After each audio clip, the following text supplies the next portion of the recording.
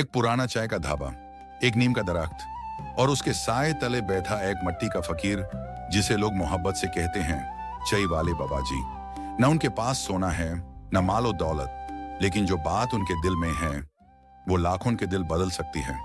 सितरों भरी रातों में तस्बीह के साथ वक्त गुजार करने वाले और धूप भरी दोपहरों में चाय के कप के जरिए जिंदगी का नुस्खा लिखने वाले, वो हैं हमारे गांव के दिल की धड़कन चाय वाले बाबा जी हैं। बेटा, जिंदगी भी चाय की तरह होती है, पहले कड़वी लगती है लेकिन वक्त के साथ दिल को गर्म कर देती है।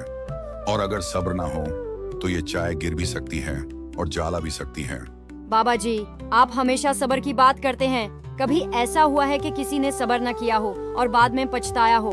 हुआ है बेटा, मैं तुम्हें एक कहानी सुनाता हूँ। एक लड़का था, इसी गांव का जावेद।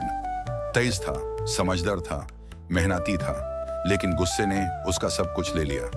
एक दिन उसके वालिद ने कहा, बेटा आज चाय मेरे साथ बैठ के पिलो।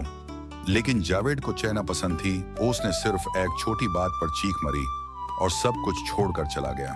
उसे लगा कि दुनिया उसकी मुंताजिर है, लेकिन दुनिया ने उसे वो सब दिखाया जो शायद दुश्मन को भी ना दिखे।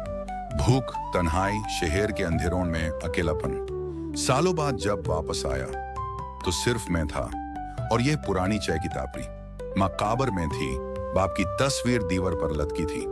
उसके पास सिर्फ एक पुराना रुमाल था जो माँ ने दिया था और जुबान पर एक ही जुमला, काश मैं रुक जाता सिर्फ एक कप चाय के लिए ही सही। आज वो शहर के पास एक छोटी चाय की दुकान चलाता है, सबकी इज्जत करता है, चुप रहता है और जब भी कोई नौजवान गुस्सा करता है वो बस मुस्कुराता है, चाय डालकर कहता है, बेटा एक कप चाय पी लो, हो सकता है दिल ठंडा हो जाए। और आज का मैसेज, कभी कभी जिंदगी बचाने के लिए सिर्फ एक लम्हा सब्र का काफी होता है, एक कप चाय जितना।